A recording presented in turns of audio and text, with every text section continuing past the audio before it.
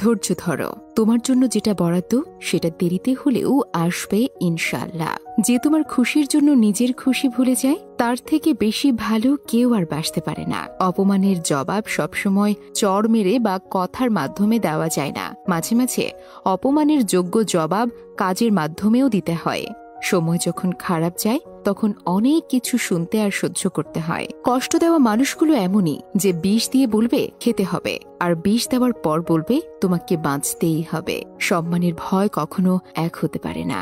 মানুষের অন্তরে সম্মানের স্থান করে নেওয়া উচিত। ভয় তো মানুষ কুকুরকেও পায়। জীবন অনেকটা হেডফোনের মতো, এটার তারে প্যাঁচ লাগবে। ধৈর্য ধরে খুলে ব্যবহার করতে পারলেই জীবন সহজ।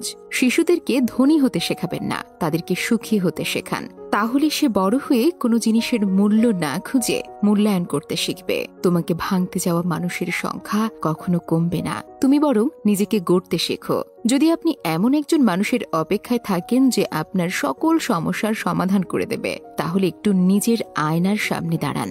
সকল সমস্যার সমাধান করার মানুষটিকে পেয়ে যাবেন। অনেক কথা আমাদের ভেতরটাকে ভেঙে চুরমার করে দেয়, তবুও এমন ভান করি যেন কোনো ব্যথাই আমরা পাইনি।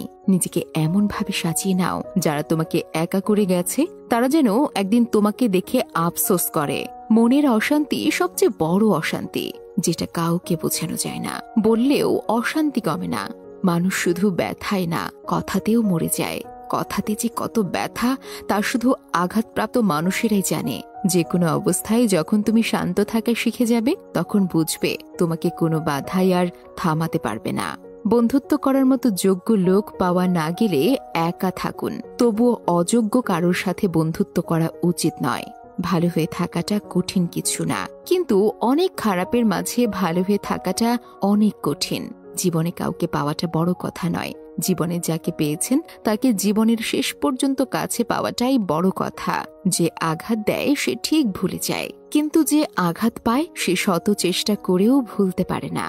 সব হাসি হাসি নয়, কিছু হাসির পেছনে এক আকাশ সমান কষ্ট লুকিয়ে থাকে। কেয়ার করাটা ভালোবাসা, সম্মান দেওয়াটা দায়িত্ব, এবং সম্পর্ক টিকিয়ে রাখাটা দুজনের কর্তব্য। নিজেকে এখন দেওয়াল করে মনে হয় প্রয়োজন ছাড়া কেউ ফিরেও তাকায় না।